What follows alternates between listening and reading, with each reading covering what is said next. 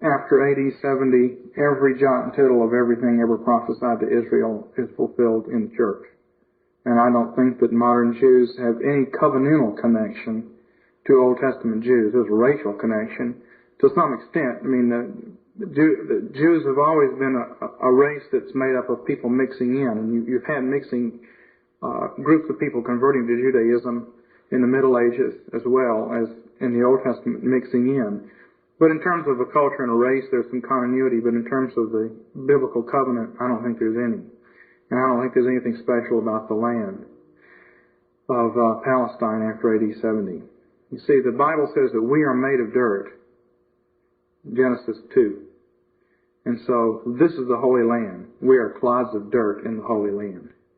And that the church is the fulfillment of the Holy Land motif in the Old Testament. That's just where it comes out.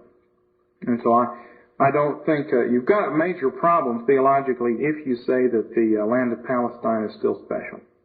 Because what that means is that a Jew who converts to Christianity, part of the blessing of the gospel for him is that he gets to have the Holy Land.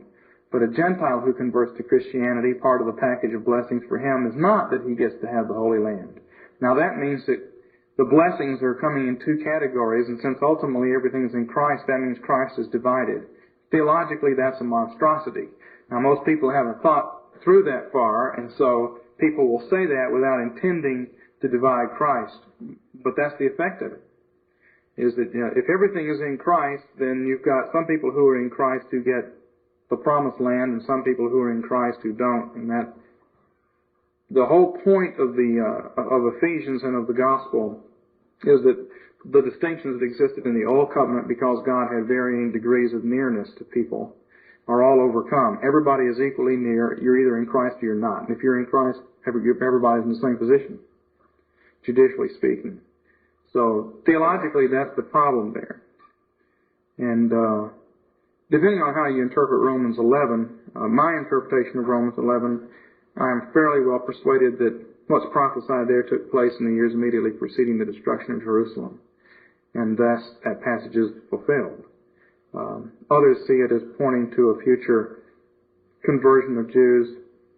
But I think that has to be, even if you took it that way, you'd have to assimilate that to the fact that all nations are going to be converted. And so, all that is God saying that He hasn't forgotten the Jews either. But I much prefer to say that the Jew-Gentile conflict that's recorded in the New Testament comes to an end in AD 70, and what it pictures for us is the conflict between apostates and liberals in the church against the faithful in the church. And throughout church history, those who have troubled the church the most have been apostates in the church. And so all the stuff in Acts about the Jews bringing charges against the Christians, and all the stuff in the epistles about the Judaizers and the Jews causing trouble for the church, where that applies is with liberals and dead Orthodox people in the church causing trouble for true believers in the church. And we ought not to apply that to racial Jews today. They're just, to me, a racial Jew is like an Armenian or an Indian or an Iroquois or Spaniard or any other group.